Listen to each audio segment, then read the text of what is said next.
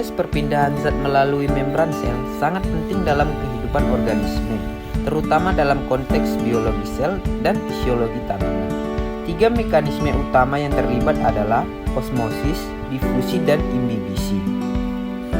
Difusi adalah perpindahan molekul dari area dengan konsentrasi tinggi ke area dengan konsentrasi rendah hingga mencapai keseimbangan.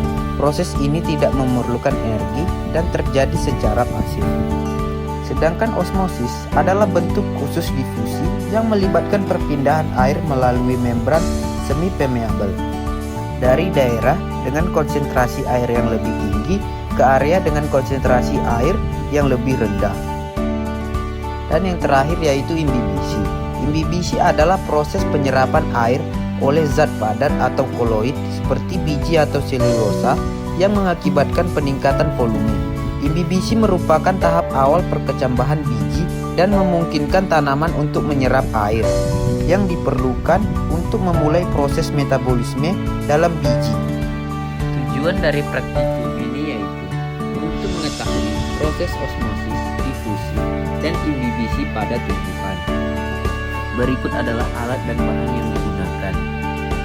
Cara kerja pertama dari praktikum osmosis adalah memotong kentang dengan ukuran 5 cm, kemudian ditimbang. Kemudian, lakukan dengan perlakuan yang telah disediakan. Perlakuan pertama dengan menggunakan 75 ml air mineral. Dan perlakuan kedua ditambah dengan 10 ml sirup dan 75 ml air mineral. Kemudian kentang ditimbang kembali setelah 30 menit. Kemudian prosedur kerja difusi. Air dituang ke Erlenmeyer 250 ml.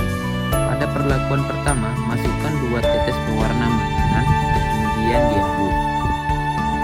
Pada perlakuan kedua, dimasukkan 2 tetes pewarna makanan tetapi tidak diaduk. Lalu amati hingga pewarna makanan tercampur merata. Selanjutnya cara kerja imbibisi. Keempat tabung reaksi diisi dengan 10 biji kacang kedelai. Pada perlakuan pertama diisi 15 ml air mineral dan perlakuan kedua diisi 15 ml sukrosa 20%.